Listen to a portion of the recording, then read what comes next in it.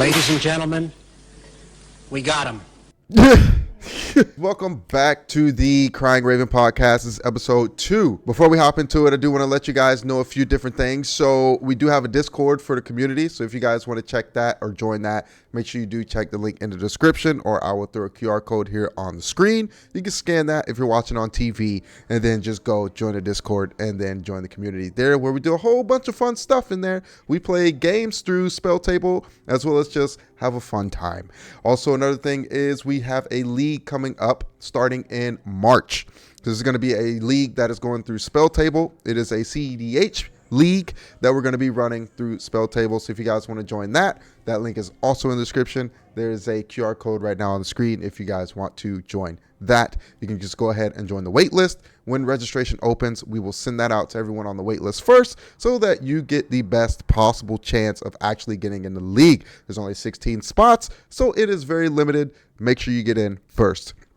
Last thing I want to let you know about is the Patreon. Yeah. Patreon. Man. Last thing is the Patreon. Okay, so we do have that where you guys can get behind the scenes videos and stuff like that, where we're either playing games in the Discord, games and Q&A after the podcast, of things of that sort. You get access to watching us do the podcast live in the Discord, as well as we have different tiers and stuff where you can get some dice every month, very custom dice that Levi here makes that you can get every single month. So definitely go check that out. Patreon link in the description, QR code on the screen. Now, in today's episode, we are going to be talking about our favorite commanders in 2025 that we came across, our top 5 favorite commanders. Okay, we're also going to be doing just some reflection on 2025, kind of how things went this year, maybe talk about some packs that came out this year, give our thoughts on things like that. Also, like the holidays, Christmas just ended, they're past.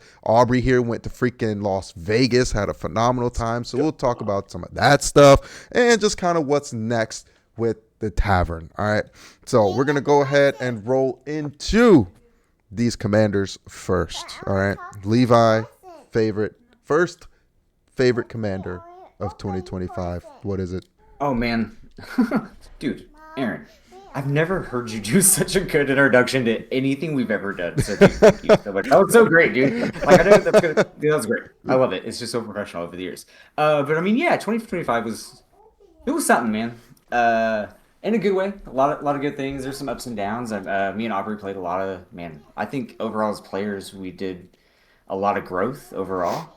I definitely say, man, my most played and top favorite for me this year is, I played a lot of Chatterfang. Like, dude, I played a lot of Chatterfang. I think Aubrey kind of got sick of it just because, like, in our season 1 that we're in right now, I think most of my games, that's the consistent commander I played. Just overall. For people who don't know what Chatterfang does, because I have no freaking idea. Okay, what the heck does Chatterfang do?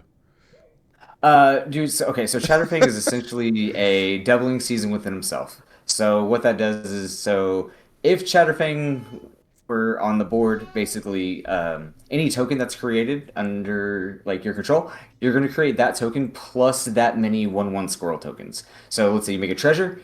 Well, now you just made a squirrel. So if I make 5 treasures, I'm also going to make 5 squirrels. So you can get out of hand pretty quick. Just token snowball, massive amount of squirrels coming at you. What the fuck? There's also a way. Yeah, it's kind of a really fun concept. A lot of people don't give Chatterfang credit, but I mean, Aubrey can kind of contest. Dude, I think I've hit you with a few infinite sacrifice X amount of squirrels, create this. Now you lose X amount of life. Just loops of that nature. I think with like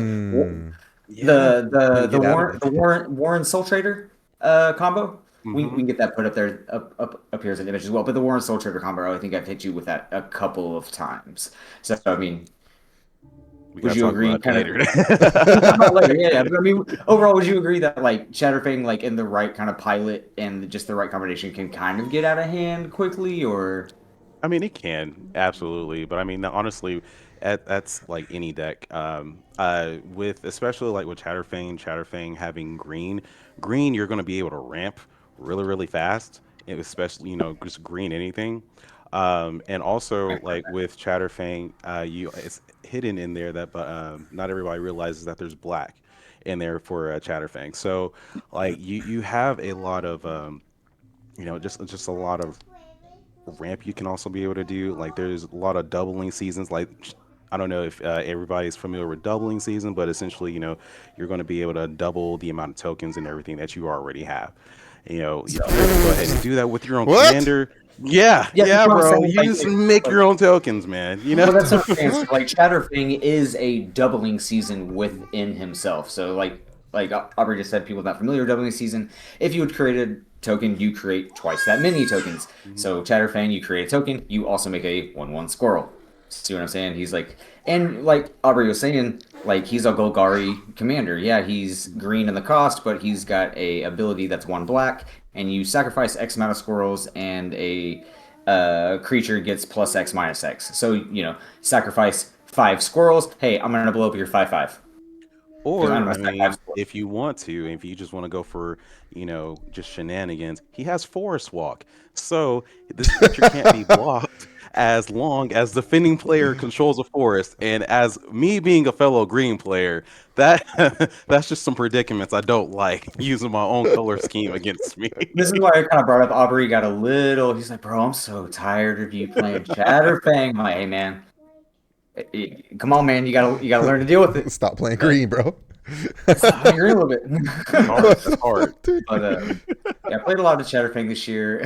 I definitely for sure. I learned to pilot him really well, and he became a pretty big threat amongst like our pod. It kind of got annoying. Outside of him, I played. I guess my second most would be. Man, I have a hard time pronouncing this dude's name. Kirik, son of Yagma. Uh, Yep. he, Sure. yeah, yeah, man. Yeah, Kirik. He's fun, man. Using your life as a mana resource is really fun.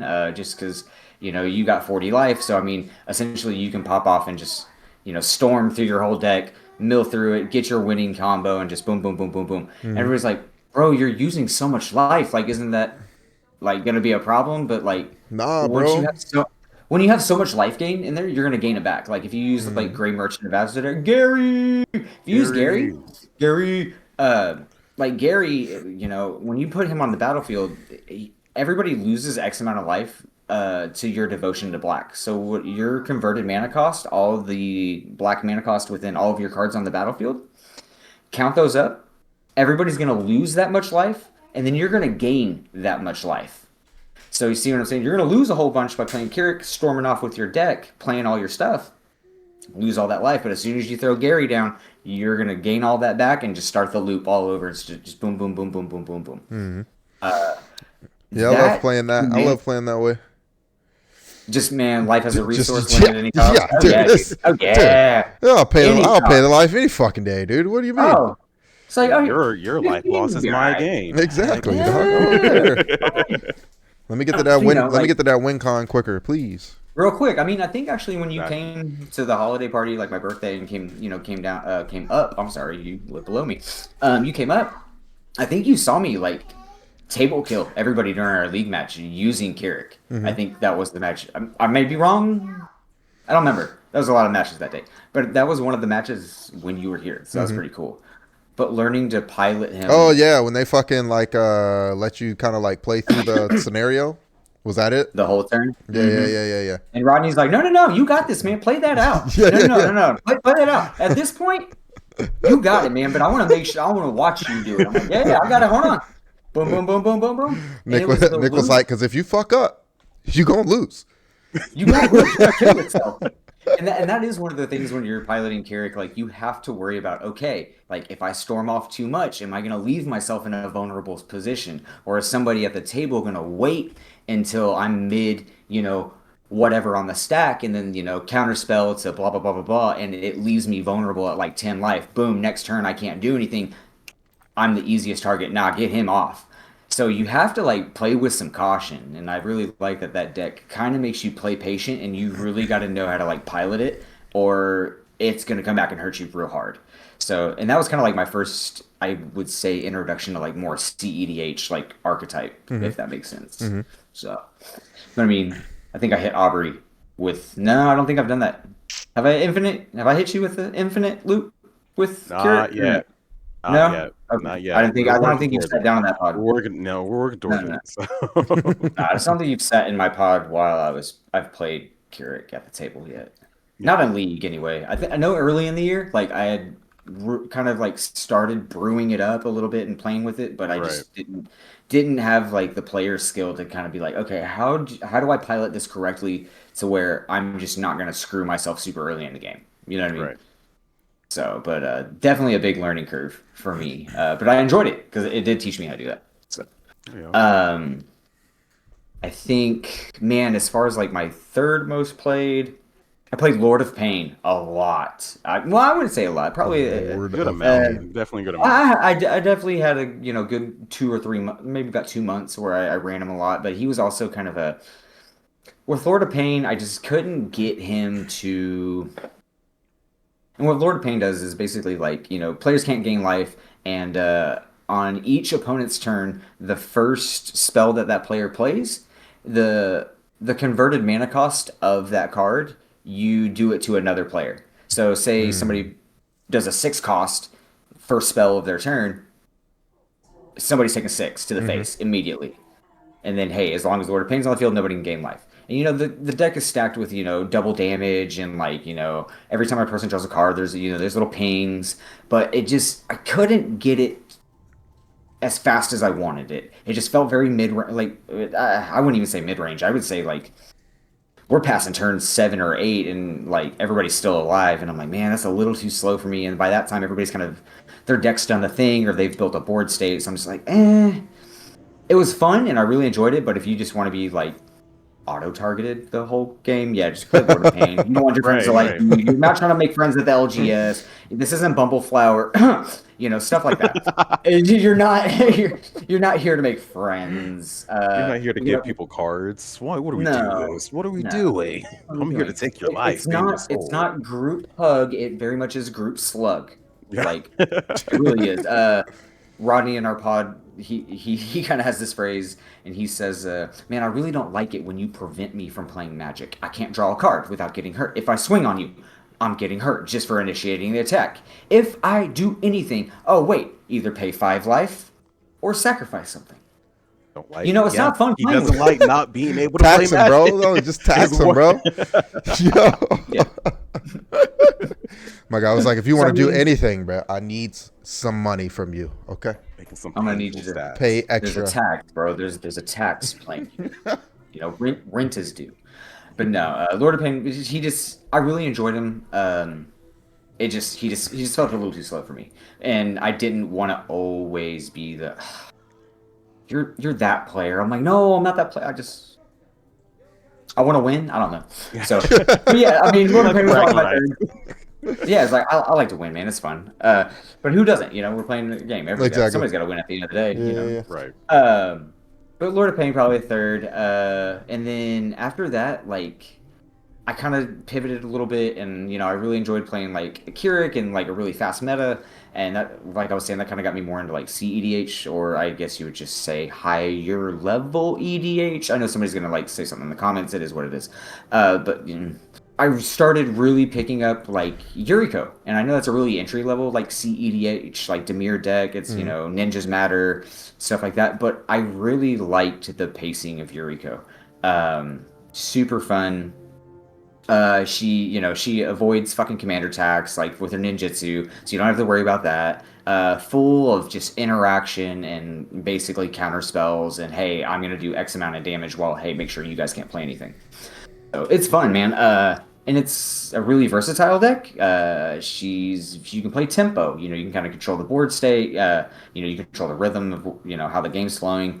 Or you can play very creature heavy and just ninjas pinging everybody. Fucking Getting ninjas. cards, digging for your freaking win con. Or you can just play basically all interaction and hope for the best. I've kind of played all three versions, and I've really enjoyed tempo just because I feel like I can kind of wait my turn, play interaction with need be, making sure the Tim Thras player isn't just popping off super quick, stuff like that. So I mean, she's been fun, and she's definitely been a fun learning curve in a good way. Not as far as like with Keurig, where you got to use your life to manage your mana and X, Y, and Z. But she's just more. She taught me how to play interaction at the proper time and not just anytime you can interact, it doesn't mean you should.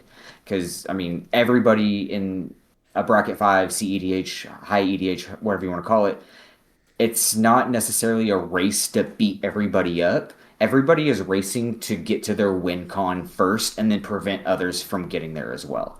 So it's a kind of, you have to change your mindset that way of, okay, I'm not here to just build an army and do big bad things. I'm here to, how fast can I make this happen while preventing you from doing the same thing? Interesting. Now, when you say interaction, what do you mean when you say interaction? Like so, like, oh, in response, so like a counter spell, Okay. or anything that interrupts the flow of whatever somebody else is doing. Okay. Like, just you're interacting with another player's turn. Gotcha. More or less. And Yuriko makes you kind of do that 'cause she's chock full of it. Or you can go into like instant win cons, like the Thassa's Oracle Tainted Pack combo. You draw your whole library until you don't have this, and then, oh wait, I only have 2, devotion to blue. Since I can't draw from my library, I instantly win. But everyone's like, oh, that's so quick. It's a 2-card combo. It doesn't take skill. I'm like, well, it depends. It does take skill because I waited for the proper moment to make sure nobody can interact or couldn't do anything. That's just my opinion. I mean, it does. It's a variation, and that is a hot take no matter where you go. Of like, oh, well, if you play bracket 5, it doesn't take skill. I'm like, then why is it a tournament format? That's a whole nother hot take in another day. But you know what I'm saying? That we could go on a whole nother hot take over there. But Right. Yuriko did kind of shed some light and kind of. I'm by no means a CEDH or TEDH player. I'm just now kind of like getting into that realm, but Yuriko was a very good entry level and good experience, and playing at my locals and stuff like that with her has taught me, like I said, when and when not to interact. Just because you can doesn't mean you should, and wait for a lot of people will call it window of like, okay, this is my window to where this person can't do this person can't do this, I can interact here, but if I interact here, I can make my win. So it's just playing a lot more meta strategically. Yeah. Yeah. Not just, don't get me wrong, like with normal EDH and lower, there's still like, hey, there's still strategy, but it's not as, what's the term people use, Aubrey? It's not as Intense? degenerate, Degenerate? Yeah, absolutely. Degenerate decks. Oh yeah, dude, 100%. Like they're like that's some degenerate shit. I'm like, I'm trying to win, homie. And that's another big reason I've kind of like shifted over to EDH. And this is not CEDH, I say, is like, it's not that I don't enjoy casual or tabletop or, lower brackets. It's so fun. I love synergy and I love theme decks, X, Y, and Z. I love it. But it got to a certain point where I was, I guess, playing a lot of degenerate stuff to where I don't like it because I can't do X, Y, and Z, and you're the reason. I'm like, I like high-powered cards, and I don't want to feel guilty for playing high-powered cards. Same. So I want to go and play where the people that don't mind that I play high-powered cards, because they're also playing high-powered cards. So that rule 0 is off the table. We know what's up. We're here to throw down. It's CEDH. No complaining. Let's get it. And so that's what kind of drew me to it. I was like, cool, man. Yeah. I think it's kind of crazy, too, because like we grew up just playing like a whole bunch of competitive stuff. You know what I mean? Like, I played competitive Call of Duty. When we met, we played fucking competitive League of Legends, and it's just like freaking just all this competitive stuff. Grew up in sports, so just competitive in general, and it's just like that just bleeds into everything. Like, we're always looking for the most overpowered thing because that's fun to us. You know what I mean? So, like, being overpowered is fun. Like, why in a fighting game would I pick the lowest tier character and work my butt off to try to get a win? Fuck that. I'm gonna get the most OP. I'm gonna get the most OP freaking character in that game that fits the way that I play, right? Motherfucker. I want I want freaking, what am I trying to, like, 6-frame punishes and all this other stuff to just screw you up if you make any kind of mistake, and I just want to kill you. Right. I'm gonna punish you for it. I'm gonna punish you for it, bro. I mean, I brought this up with Aubrey probably at the beginning of the year that, same thing when it came to me and you, I grew up competitively, and it's not a, competitive as in, oh, I have to be the best. It's, I want to continuously push and see how far I can push myself, whether it's physically, mentally, strategically, X, Y, and Z. And Aubrey, you brought up something, and you called it something, dude. What was that? Oh, I call it the Goku, the Dragon Ball Z mindset, Oh, the because Goku for mindset. yeah, Yes. for my anime lovers there, Goku, he may be one of like the one of the strongest beings, in the all of Dragon Ball Z, but he is not the strongest. But that's been his whole goal and everything, is just to go ahead and break past his limits, continue to get stronger, and just do anything he can to be able to get stronger. Not just because he wants to. He's not like, oh, he just wants to be the biggest and baddest. He just likes the challenge. Hmm. He just likes go ahead and push him past his limits, and that can definitely be applied just to anything and everything, not only life, but like we use it in magic, like you know, I mean, for Goku is sure. just like throwing hands. exactly, Dead Right, ass. right. Oh, exactly. oh, you're And it's strong? never Yeah, like, let's go. Oh yeah, you me man. Oh yeah, absolutely. I'll shoot. I'll start it off. My first and number one, my yeah. baby is Pantlaza, sun favored, my dinosaur deck. I've had so much fun with this deck, and it's seen so many evolutions. So for those who are not aware of Pantlaza, is whenever Pantlaza, sun favored, or another dinosaur enters the battlefield under your control, you may discover X, where X is that creature's toughness, and do this once each turn. So with Pant Laza, it has become a very I like playing big and stompy creatures. That's just how my normal play style. So with that, Pant Laza cast a dinosaur. The next thing you know, you're going ahead and discover for another permanent with equal value. So if you cast a dinosaur that has like 8 toughness, you're looking for any kind of permanent that's 8 or less, and being able to play that for free. Like, come Yeah, on Oh for now, shit. free. Just It's for free. It's boom. free. crazy. It gets So it gets real out of hand real quick. Like, yeah, so hence the reason why, like, I got tired of Chatterfang, because Chatterfang is green and Pant Laza has green. So Levi would just go ahead. Oh, you're playing Pant Laza, you're gonna eat this commander damage for free, we bro. Come on. very much had a Vegeta Goku like rivalry like relationship most of this year when it came to those two decks in particular. Like Oh we yeah, did yeah, it was very Goku Vegeta. we Yeah. had some talks. We had some That's question awesome. is who's who? Oh, I'm definitely Goku. I'm sorry. Like, Yeah, me and him definitely, bro. Definitely, definitely. Yeah, 100%. Like, so I just like I just do it so I can go ahead and just get stretch my muscles, hit the muffin right, muffin right, Oh right. yeah, every yeah. few times. So, but no, definitely Pant Laza. He's gone through a few evolutions, honestly, because I've had to go ahead and figure out different ways to just capitalize off the discover trigger. Because there's it's only technically once each turn, but hey, you can be able to blink Pant Laza, you know, get him out of the battlefield, put him back in. Oh hey, then you can discover again.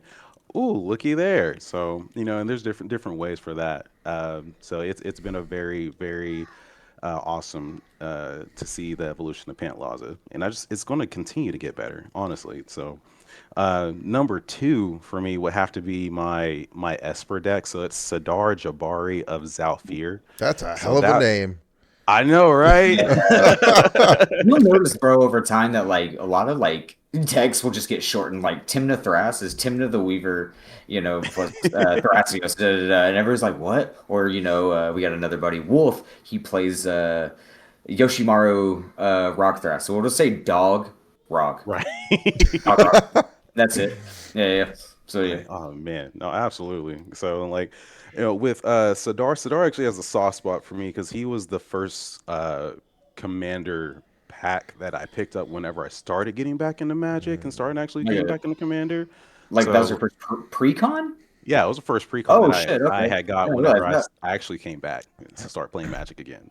Nice. So yeah, no, then that one, he's Esper, so he is blue, white, and black, which is not it's with the color scheme, it's not one of my strongest color schemes because I'm a very green player. I'm a very rampy player. Mhm. So for me to go ahead and switch it up a little bit, that was different because I have to figure out now how these colors and everything synchronize with one another, how they all complement each other, and try to figure out all the different kind of win cons, man. So Sodar has been a very interesting journey with because whenever you attack with Sadar or knights or one or more knights, if Sadar Jabari is in the command zone or on the battlefield, draw a card, then discard a card. So, and then whenever Sidar deals damage to a player, I get to return a night creature card from my graveyard to the battlefield. Does he have flying? Yeah. Oh yeah. I already did. I don't even know, dude. I don't even know the card. I was just like, bro, it has that language on it. It has flying. He's gotta Straight have up, flying. dude. Oh yeah. And you just see this dude on an epic griffin just sitting over here having a big spear, man. Like, oh yeah. Very punk. Very punk. You know I had to get it. So and Sidar has had a whole bunch of evolution, especially like when Final Fantasy came out and I was able to get ooh Dark Knight Odin, summon Dark Knight Odin. Ooh, yeah. Yeah, that he's a beast of a card that I added on there. So he definitely helped out a lot. But no, Sidar definitely he's a cold card draw engine all within itself. So you want to put a Ristic Study in here, but you don't need to. You really don't if you I know can what you're definitely doing. see like Grand Abolisher. Like I'm really surprised over time you Mhm. haven't put your Grand Abolisher in there yet, or at least You've another killed it. copy. Y'all have killed it. Because- Bro, but he gets such a staple, bro. Just adding the Grand Abolisher, I feel is going to help a lot, just because you won't have nearly as much interaction. You know what I'm saying? That or a voice of Mhm. victory. You know what I mean? Oh yeah, absolutely, absolutely. Or Players can't cast spells during your turn, and plus you get the mobilize. I mean, it's always nice. seriously, yeah. And so with Tarkir having the mobilized triggers, I'm like, look, that's another thing I want to incorporate. It's being able to do like transition them to do more tokens and stuff. So Right. you know, like on from that one, number three would have to be, and that he's just been a favorite of all is my Eldrazi deck, Zuladoc, Void Gorger. So I refrained for a while from actually playing this one because I didn't. Whenever you speak Eldrazi's or the archetype Eldrazi's or slivers, everybody's gonna kind of be a little hesitant or just kind of have like a deep sigh from the soul because it's like those archetypes. Uh-huh. Because Yeah.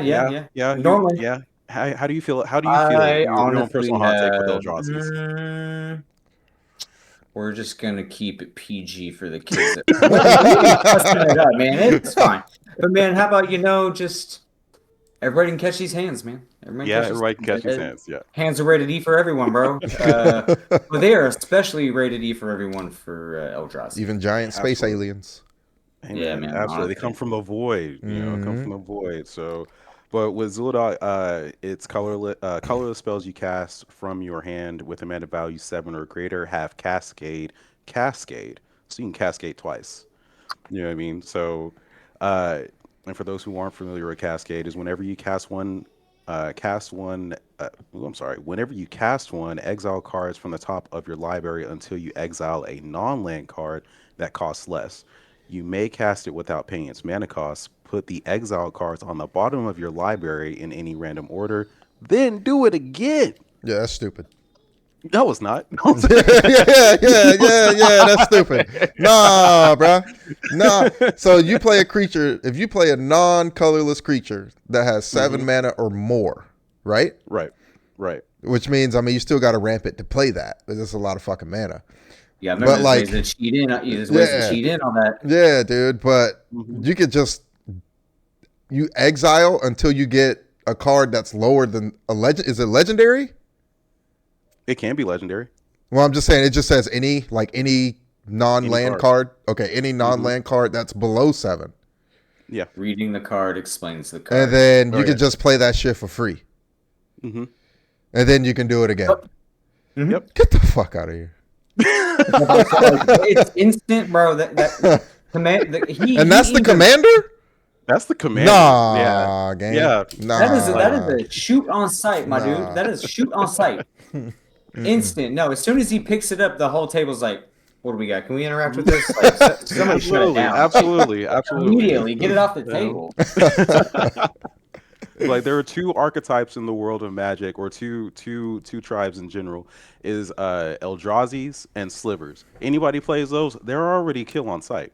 And I've accepted this. It's just common knowledge. This is the reason why I have not played him a lot this year, but he's still one of my favorites, and he's going to get tweaked even more just because, with Edge of Eternities and having more Mhm. Eldrazi stuff that came out this year, like that alone, they continue, even though it's one of the, I want to say, forbidden tribes.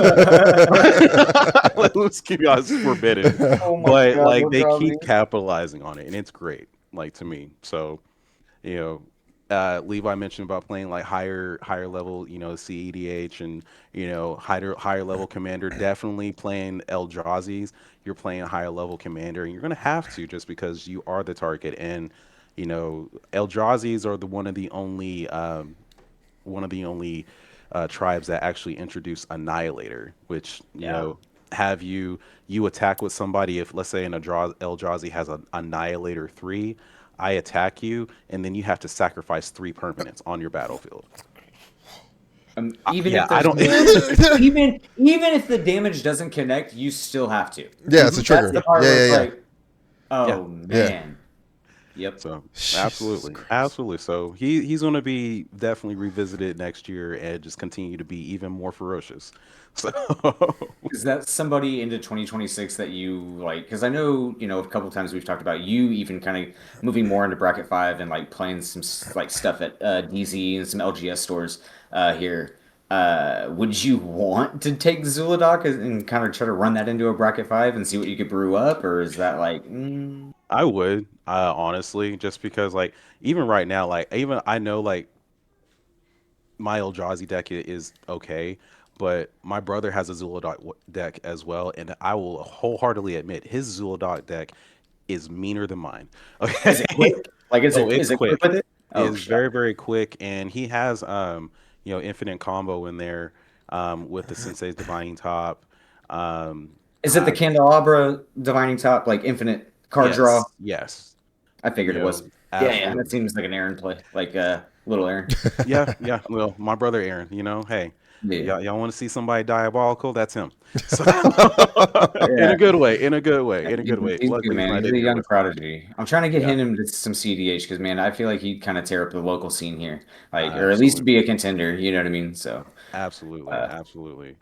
So, but on from that one, Zulok was number three. Number four is a very interesting. This is Perry the Pulverizer. Not the platypus. Uh, Perry, Perry. Perry.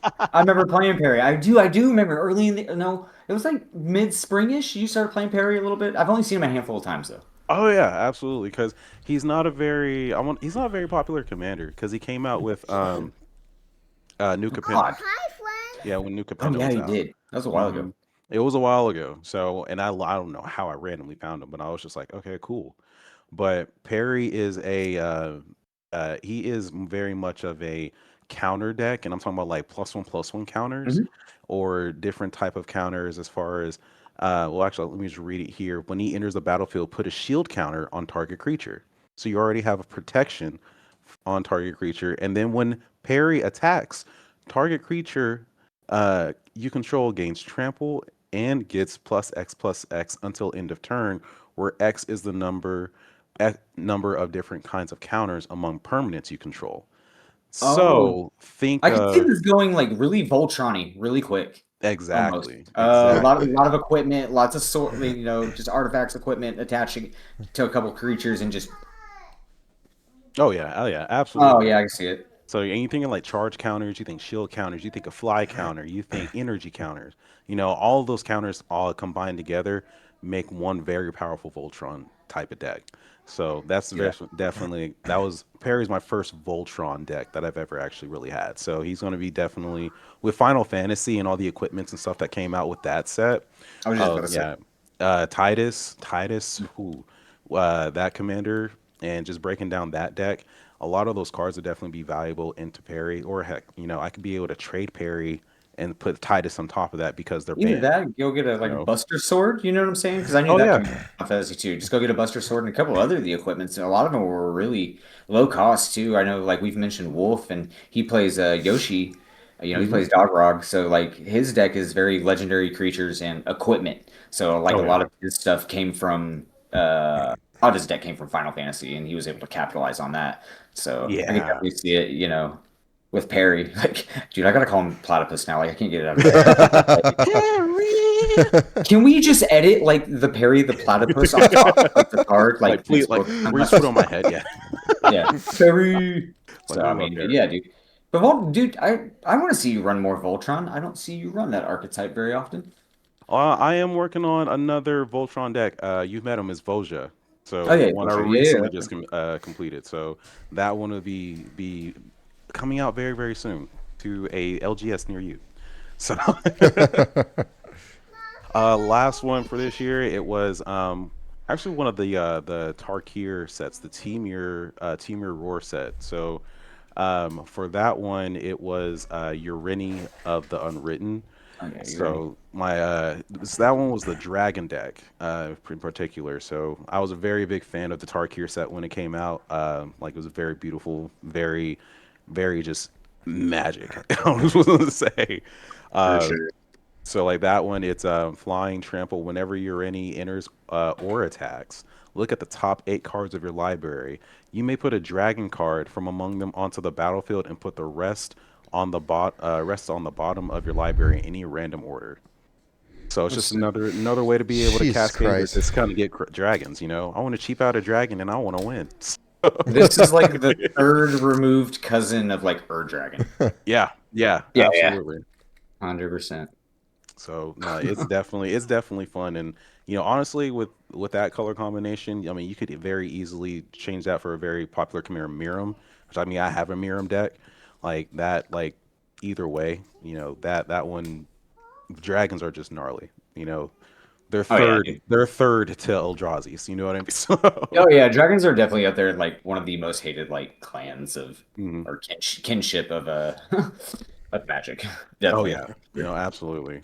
But no, this year definitely with 2025, like I feel like with this year, especially with the Crying Raven and how everything has been, and we all have progressed as players because Levi, you mentioned win cons, like as far as like just for example, Yuriko going into the Thassa's Oracle and going to be able to get that for your win con as fast as possible. You know, when we think of win cons, you want to think of what is the fastest way for my deck to do the thing for me to win the game. You know, so Yeah, and for for example, Nick in the league, let him use Nekusar. His yeah, his yeah, yeah. Nekusar is going to be wheels. With Rodney and his Terra deck, that's just he wants to go ahead and give you the minks with some creatures who are 3 or less. Yeah, He just Rodney's deck wants is very to. because Rodney plays Terra. Oh gosh, which Terra is it? Hold on, let me. I had it. It's Terra. Terra of the Hold. It's the one that just. It's the other. It's not the CEDH one. It's the other one. Where is that? Oh, here we go. Terra, Herald of Hope. Yep. Trance, at the beginning of combat on your turn, mill 2 cards, Terra gains flying. So, basically, beginning of your turn, you're gonna mill, and then she's gonna get flying until the end of your turn. When Terra deals combat damage to a player, you can pay 2. When you do, return target creature card with power 3 or less from your graveyard to the battlefield. So Rodney's whole ordeal Hmm. was basically mill some cards, get all your cheap creatures Hmm. into your graveyard or into your hand. Like I think the CMC, like the whole like average cost of his deck was like 3. So his deal was just get your entire army very quick and just start peppering you as fast as he can. And then also when he mills, oh sweet, I can bring this card back for free and just put the creature. And Hmm. he's got like low cost creatures that do some good ETBs. So it's a great card. It can, and I should say his commander.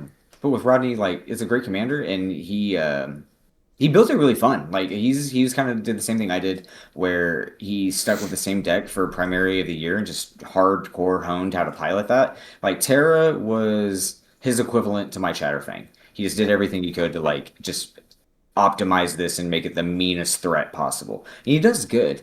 Uh, Absolutely.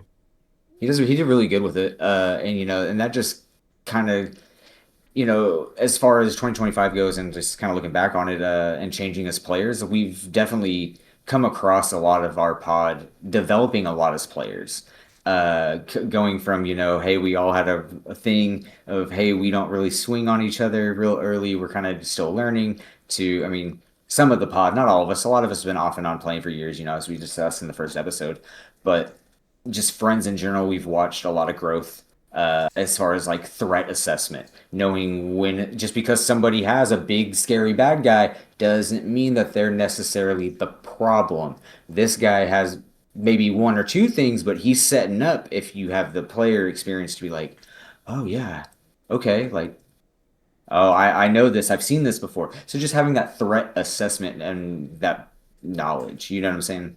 I think Hmm. also like that comes with the politicking because you learn how to politic Yeah. better the more Hmm. that you understand like especially your The deck. game. So in the game, because if let's say for example if Levi and I like I have my board, I have everything established. He has his board and everything established, but the other two players, there still needs some work. I'm be like, hey, we're ahead. We're still good. Like we don't need to attack each other, right? So we can be able to go ahead at least give immunity for like 2 turns, you know what I mean? And then we can have an alliance and then let the others kind of, play as they will. So, Right. you're able to go ahead and be able to tackle the balance of power and be able to try to shift it to your favor and use the politic and will to best, suit what you need. Yeah, for sure. And Hmm. definitely like I've learned interacting or even on like a CEDH level or a higher just meta level of knowing everybody kind of knows what the meta of everybody's deck is trying to accomplish once you've played them enough, but everybody just tweaks it to their own flavor. It's kind of like we talked about, Aaron, when it comes to fighting games, once you've learned kind of the flow chart of that character of like, hey, this is how we're supposed to pilot them, Hmm.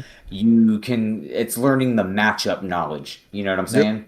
It's the same thing of learning, okay, a Timna Thras deck or a Blue Farm deck or whatever. Okay, this is their job. This is mainly the cards that are being piloted in this deck. Okay, I'm going to know when and where to interact. And you're going to learn, hey, well, okay, he hasn't played his Tainted Pack yet, but okay, we're kind of late into our phases, but he hasn't played his main cards. That's when you can start politicking with the rest of the table to be like, hey, I know he's got like a Necropotence and he's going to draw that deck. If you leave me alone, I have a counterspell ready for him. And that's when you start getting into like the high level politicking. We could do a whole other podcast on that, but but just learning that and like especially like power balances, you know what I'm saying? And Hmm. that kind of goes into same thing of learning the meta. You know what I'm saying? And I've definitely watched Rodney, Aubrey, and little Aaron, like Aubrey's younger brother this year, definitely work their way through power balances and just developing overall. I I mean, appreciate it, man. You recognize yeah, my progression, bro. I appreciate yeah, I mean, yeah. Real And that's recognize just real. it. and that Real just comes with recognize playing with real. everybody for so long. You know what I'm saying? And then and my big thing, I guess, for 2026, because I've watched all this growth with us, whether it be big, small, whether hey, we're now doing the podcast, we got big stuff going on for 2026, and just lots of events that we want to do for you guys. My big focus, I guess, as a player would be I want to learn more archetypes that involve like Gruul within like CEDH or Gruul color combo. I want to step away from my like I primarily play black variant decks. So like Dimir, Golgari, Rakdos, stuff like that. I want to kind of branch out into different archetypes, and I've kind of been worried to do that. But kind of that's what I want to do. I want to progress into my archetypes. I mean, Aubrey, I've kind of watched you do similar things. I think you mentioned something close to that, like earlier. You wanted, maybe Esper is more, or I don't know. What do you want to focus on more? I guess next year. Mainly, it's just going to be like being a more well-rounded Magic player.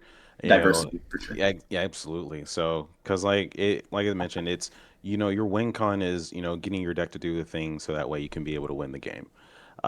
Even like with Sidar, with how many knights and everything I can be able to turn out, and with the use of a mechanic called horsemanship, I can be able to usually be able to take out when if I get something with horsemanship out and give my knights that, that's usually their way to be able to go ahead and start killing people on the table. Or even just like, a chroma's will. We love that card. That Oh, we instant love card. Chrome as well. So So, that's good. but I'd also want to go ahead and be able to, I don't have a lot of experience with graveyard decks or having to do anything with having to cycle my graveyard for anything aside from just Sadar just ping hit somebody and bringing something back from the graveyard. So that's something I definitely want to explore, and also just burn or wheels, and do that Oh a yeah, little yeah, bit yeah. more because I think that'll just be a little bit more fun for me. And just it's different ways to be able to keep Magic interesting for me. Just Yeah, want to be, no, like I yeah, said, well-rounded player. All yeah. the good stuff. I mean, Yeah. I feel that for sure. Feel that for sure. Uh, For me I right now, I'm mean, just kind of playing. I was about to Hey say, man, I love it. I Like I've love only it. I know one of yours. like I've only been here. I've only been back into Magic for what? Not even a month. Yeah, Hmm. not even a Been a month, month. dude. I don't think it's been a month, has it? I mean, how's it been so far? I mean, just from the stuff you've It's opened been and like fun. sets that you've been reviewing and stuff like that. I mean, the only things that we really have are like I have two precons and Jeannie has one, so we pretty much been playing through those, right? So I got the what is it? Counter Blitz from the Titus deck. I got that super fun You deck, got the Titus deck, Final very Fantasy, very nice. fun. And then I have the Taval deck from Tarkir Dragonstorm. Yeah. So I have that one. Okay. Mhm. And then she has the timey wimey Doctor Who set. Yeah, she going. I remember that. I remember you Yeah. told me that. Yeah. So those are the three ones that we currently have that we kind of been playing through. Titus very sick. Yeah. I was gonna say, yeah. Dude. Which one do you enjoy the most out of your two precons?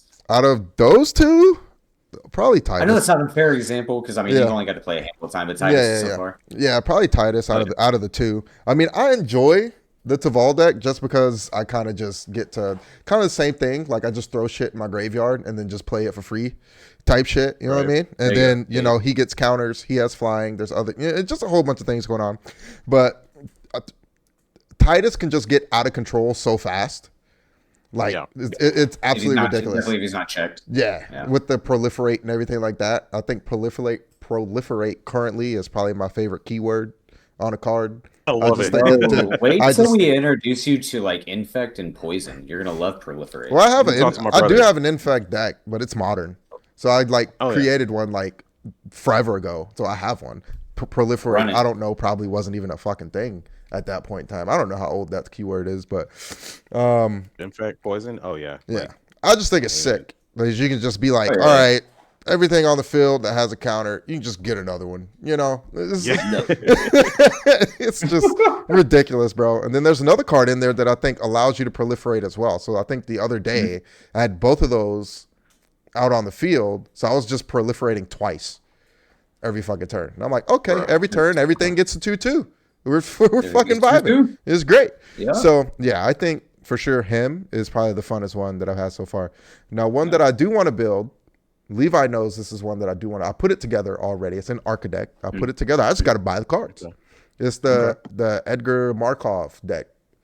Okay. Ooh, Yeah. love Yeah, it. yeah. That'll be So I great. put it together. Love Edgar. Archidect said it's a bracket 4, so I'm gonna guess it's a pretty ridiculous. It is kind of ridiculous. Pretty high power. It does have an Yeah. infinite. It does have an infinite in there. It has a 2-card infinite. I'm It trying to was see. the- It's the Sanguine trying to Bond. remember, you- Sanguine Yeah, Bond Exquisite Blood. is Exquisite Blood. So that Yep. infinite is in there. Classic. Love it. And yeah. of course I have tutors and shit in there where I can just go find the cards, play. It's some fun shit. Edgar can activates play while he's in the command zone, so I ain't even really got to play him unless I just want him on the field. Just keep him in the command Right. zone. Let his triggers happen. You play a vampire, right? And then you just Mm-hmm. create a token, I believe is what it is. Create a vampire Yeah. token, I believe, and just Yep. let that shit ramp. Yeah, absolutely. So- Just go wild. So anything that can get out of control, if you can't tell, anything that gets out of control very quickly, I enjoy. Oh yeah. Okay. Like, I yeah. respect it. I respect it. But as Yeah. far as just like getting better as a player, again, right now, I'm kind of just playing. So it's really just getting used to like how the game works, how the phases work, when can I respond, how things interact with each other. Because right now, a lot of our games we're just saying, okay, Google, what does this do? Right. Oh, So man. that's a Yeah, lot of you're our gonna be games. learning That's a lot of things, our yeah, for games sure. right now.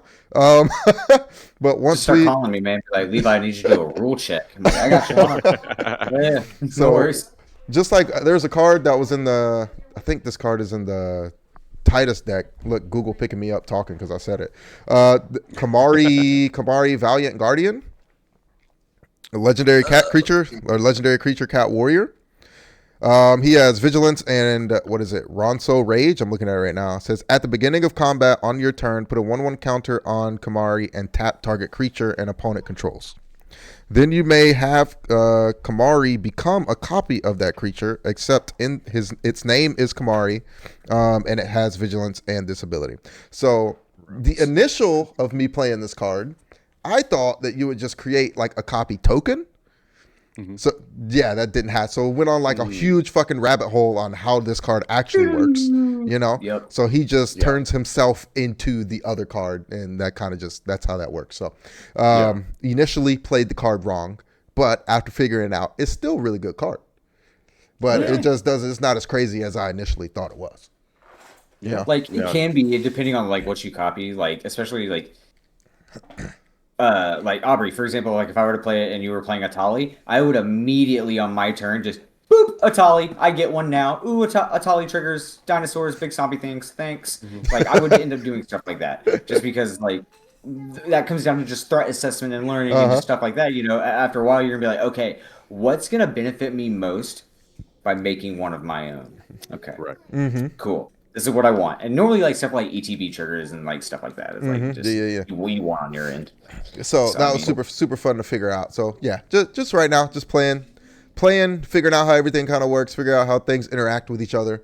So that's pretty much what I'm looking forward to in 2026. Definitely want to build that Markov deck for sure, though. Hell yeah, brother. At the end of the day, the most important thing is just about having fun. Yeah. You know, literally. For sure.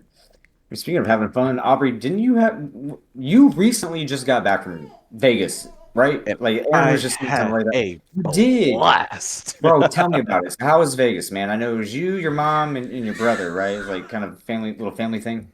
Oh yeah. So we had a little, it was our Christmas gift to each other is going to Vegas and just having a time. And honestly since when we got there, I was just like I was very very conscious and hell-bent on finding an LGS because to me just supporting other LGSs, especially if you're coming from a different state, you want to see just kind of feel how the environment is somewhere different, because I mean, if I want to go back to Vegas for MagicCon or something like that, and one of those days instead of being down at the con, I want to go over to the LGS to kind of see what they're talking about, just meet Right. some people over there, either way. But or if I'm on a business trip, let me stop at the LGS just because, like, Yeah, support the man. local LGSs, man. Yeah. And I mean, I've So done that just like traveling like out of state for like old tournaments as far as like fighting and other stuff. Is like, man, I want to go see where the locals hang out just because, like, I mean, I know what it's like on my LGS or like my store arcade or whatever you're doing. Like, I want to go. I'm in a different state. I want to go check out their scene and see what they're doing for sure. And I know, like, Aaron, I think you kind of did the same thing. Man, when we were in Chicago. No, where did we meet? Where did we go? We were in Fighting game Chicago. wise. It was Combo Breaker. It was Combo Breaker. Yeah, I it was was like, Combo where Breaker. did we go? Yeah. Yeah. I was like, well, we went to a event. Crap. Like, I met at the thing. Like, it's Combo Breaker. We kind of did. That was hella fun. So, I mean, dude, I feel that. Aubrey, where'd you end up going in Vegas? Like, I remember you sent me some pictures. so there is a LGS called Omniscience Card and Games. Um, they actually, I looked it up, and they actually there's a card called Omniscience, and I think that's where they got the No. inspiration Oh, from. dang. Okay. Yeah, and I Mhm. was like, yeah, omniscience. My bad. Yeah. So, Either one. I think I've heard it both, bro. Like, we're going to get corrected. I know this, but I've heard oh it yeah, both. and Like, and, it's all good. So, It's definitely Omniscience. I just looked it up. right. okay. What does this thing Yeah, do? that's- You may that's cast good. spells from your hand without paying their mana cost. What? Oh, Yeah, damn. That's an freaking blue expensive, though. players. It's a 10 cost enchantment. It's a blue. Cheat It's it. a blue. It's a blue. thing, Yeah, so, it's a blue. You can cheat it. It's fine. yeah. You can It's cheat it out. You it's can it's a cheat it. Levi thing. So it's what Oh my gosh. so the blue I player mean, over here.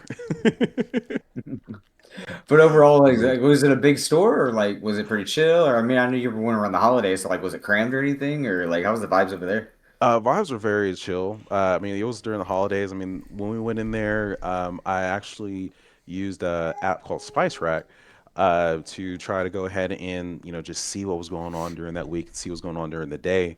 They had a shout outs to my homie Kyler, who appreciates you for showing me what's what, and just hosting the event, and helping me and my brother do everything. But Literally, it was a deck building class to where you came there, you watched a video, and you get about 6 packs, and you go ahead and do four. Open up all 6 of those packs, kind of like a draft event. Okay, that's So what I'm saying. exactly. So like open up 6 packs and then you make a 40 card deck. And then, just kind of separating everything out, what works with what you think would work with this, and being able to just go in depth on the process of actually deck building. So Right. that was really, really fun, just for me overall. And just kind of because one of the other things that I was just getting into this year is just trying to be a better deck builder with starting to make and create my own decks. So There you go. if somebody else is having a class, like, shoot, I'll be a student, you Yeah. might be the Wow. Yoda. You Dead know what I ass. mean? Dead ass. Like, man. Dude. So, and also, I mean, like the one, like one of the best things about going to LGS is, like out of state, honestly, is that sometimes you find little treasures and stuff that it's been hard to find over in your local LGSs. Right. So I came back with a treasure, and it was the World Shaper Commander deck Oh, from nice. Edge of Wow. Eternities, man. So, like, There yeah, you I go. have not been able to find that here in the local scene over in Oklahoma, which is no fault to anybody because it was a very hot item. So, It was. This was a really popular pre-con when it came out. oh yeah, so and that was actually the last one that That's they crazy. had out on display. Nice. So, Wow. There you go. Lucked out. Merry Christmas, hey, bro. Merry Christmas to me. So. Dude, that's But freaking no, awesome, dude. most definitely. Like it, going to local LGSs, like other places. Like honestly, I think it gets you just with more familiar with the community. Like with me, with somebody having experience, playing Magic for off and on for about 10 years. I have accumulated a lot of Magic knowledge, but I can always be able to learn something else from somebody else. Right, dude. Right. And I'm always wanting to learn just from, if not only from just doing my own research, but just everybody else's experience, because everybody else has had different experiences. You know what I Oh, for mean? sure. So, like that's very crucial, I think, in order for you to be able to progress and become a better Magic player. You got to take knowledge wherever you can. For sure. But I nah, mean, that's Vegas was tight. Vegas is always lit. Aaron, you've been, right? Where? You've been Vegas, yeah? No. Oh, bro. Oh, I mean, you're going to, so it's fine. We've talked about this. You were I like, thought bro, I gotta we take you, have, bro. Yeah. Oh yeah, I have. I'm Yeah. like, I've been numerous times, man. I even Yeah. gave Aubrey like tidbits of like, hey, bro, you should go hit this place. This place is fun. Like Bulldoggies, oh my gosh, when we went to Oh yeah, Bulldoggies, it dude. was Some of great. Some of some the of the best best food out ever. there. Oh yeah. But dude, overall, like, I'm glad you went, man. Like, Vegas is fun, and I'm glad you're able to go out and like, especially visit other LGSs and just take in the local scene, and I mean, Oh check out yeah, their community, etc. So that's pretty dope. That's always dope, absolutely, dope, dope, dope, dope, dope. absolutely. Uh, well, as far as like us going into 2026, man, we got a lot, like a lot going on, man. So I think that's why we encourage everybody, man, for everybody listening or like watching or etc. Like Discord is probably going to be the best place to like find us, interact Mhm. with us, do things with us. It's kind of like our centralized hub. You're going to find our Instagram links, our videos, our events, our little meetups, everything that you're probably going to want to do from here in the immediate future. Find us on Discord. We're gonna have a link in the description. If you guys are watching on YouTube, on your TV, etc., you can scan the QR code. It's all there for you guys. Promise, promise, promise. And I know, like Aaron was saying, we got some more stuff cooking. Spell table in. Season Help me out, Aaron. two, Season let's have two. Season two! Season two.